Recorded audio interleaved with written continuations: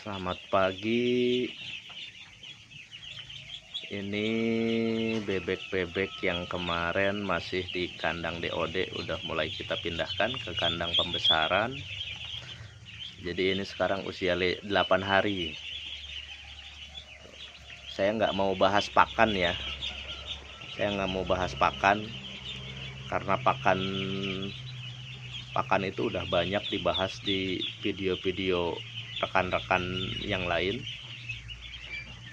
Untuk pemilihan pakan bebas aja, menyesuaikan. Karena menurut saya prinsipnya ternak bebek itu mudah. Ternak bebek itu mudah. Yang susah itu apa? Yang susah itu usaha ternak. Kalau kita niatkan untuk usaha itu yang susah. Karena untuk sekedar ternak ya kita beli anakan, kita besarkan, kita kasih pakan besar ya udah cukup. Gak usah ngitung untung rugi toh. Tapi kalau kita niatnya untuk usaha ya harus kita hitung untung ruginya, berapa pengeluaran untuk pakan, berapa pengeluaran untuk DOD dan lain sebagainya. Terus banyak hal yang harus dipikirkan juga untuk terjun ke usaha ternak bebek. Pertama dari mulai pemilihan DOD, karena DOD itu banyak ya. Ada DOD rumahan, ada DOD pabrikan juga. Ada yang produk PT Gunsi, produk PPM dan lain sebagainya. Untuk saat ini saya bukan promosi, tapi bebek yang saya gunakan sekarang ini DOD dari PPM. Untuk pakan menyesuaikan aja. Kalau di video-video teman-teman yang lain banyak, ada yang menggunakan dedak, ada yang menggunakan gedebong pisang, ada yang menggunakan pakan pabrikan, ada yang menggunakan limbah rumah tangga dan lain sebagainya. Itu semua nggak salah, betul semua. Itu semua betul. Tinggal kita sesuaikan dengan kondisi kita, dengan kondisi di sekitar kita, mana yang paling memungkinkan dan mana yang hitungannya masuk untuk ke usaha. Karena tadi ya namanya usaha itu ya harus ada lebihnya. Berarti biaya produksi nggak boleh lebih tinggi daripada hasil itu harus lebih tinggi gitu. Untuk saat ini saya menggunakan pakan pabrikan.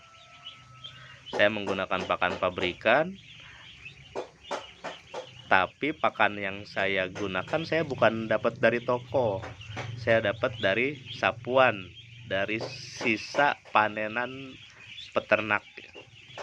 Jadi jika di sekitar teman-teman ada kandang ternak ayam atau kandang ternak bebek yang skala besar, biasanya mereka kalau panen itu ada sisa-sisa pakan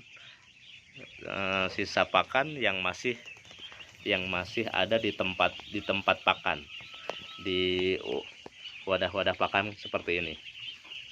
Itu biasanya sama anak kandang dikumpulin lagi dan itu bisa kita beli.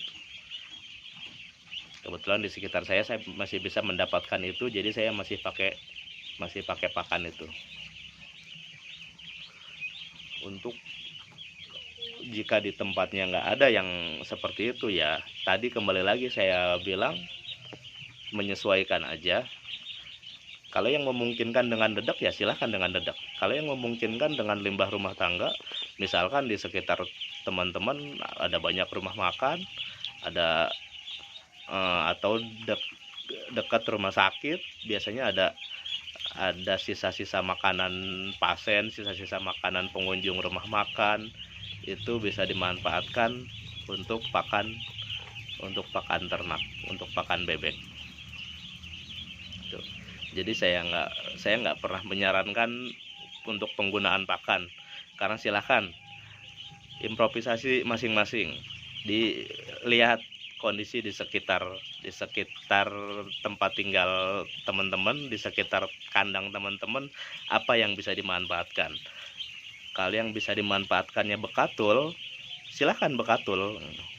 Tapi kalau bekatul susah, bekatul harganya mahal, misalkan bekatulnya harganya 5.000 sementara pur pabrikan harganya 7.000, ya mendingan pur pabrikan sekalian kalau menurut saya. Gitu. Untuk pakan yang pasti, kalau hitungan usaha saya, pakan itu nggak boleh lebih dari 7.000. Karena apa? Kalau pakan jatuhnya 7.000 per kilo, insya Allah dijamin rugi. Karena 7.000 aja, pakan 7.000 per kilo aja, itu hitungannya baru impas. Sebetulnya ada lebihnya, tapi sedikit, tapi tipis. Makanya kalau bisa pakan itu di bawah 7.000. Nah, kebetulan kalau ini saya hitungannya pakan itu bisa 6.000 per kilo. Jadi alhamdulillah usaha bebeknya masih bertahan sampai sekarang. Walaupun usahanya kecil-kecilan. Nah, tadi kembali lagi ke prinsip, mau ternak bebek apa mau usaha ternak. Kalau hanya sekedar ternak bebek, nggak usah ngitung untung rugi toh. Kalau hanya untuk hobi gitu. Untuk para pemula, saran saya ya silahkan beternak aja dulu, nggak usah mikir untung rugi untuk pemula. Dan skalanya nggak usah besar-besar dulu, dari yang kecil aja dulu. Dari situ nanti ketahuan, dari situ nanti kebaca.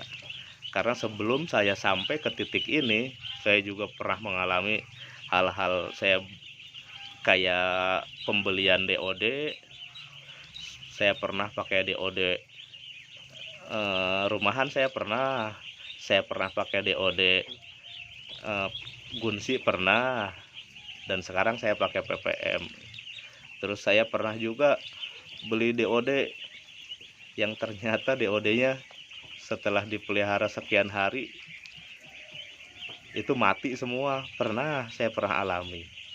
Meskipun saya nggak tahu itu kesalahannya apa karena saya salah perlakuannya atau memang DOD-nya yang kurang baik.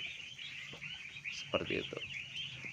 Untuk hal-hal lainnya, jadi yang pasti silahkan dipelajari dulu. Untuk dipelajari praktek ya.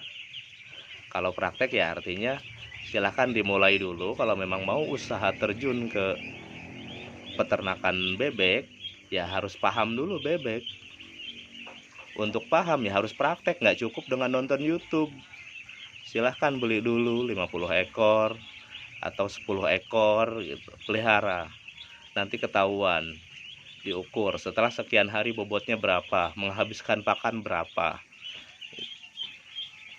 Kalau ini rata-rata menghabiskan pakan 4 kilo per satu kali periode panen untuk mendapatkan bobot sampai 2 kilo.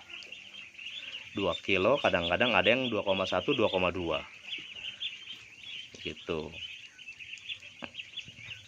Ini sekarang bebek usia 8 hari. Yang di video sebelumnya, di video kemarin masih di kandang DOD, sekarang udah di kandang pembesaran. Sudah nggak pakai pemanas lagi.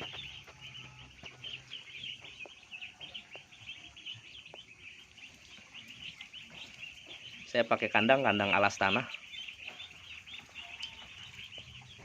yang kita ampar sekam ya, agar tetap kering. Tujuan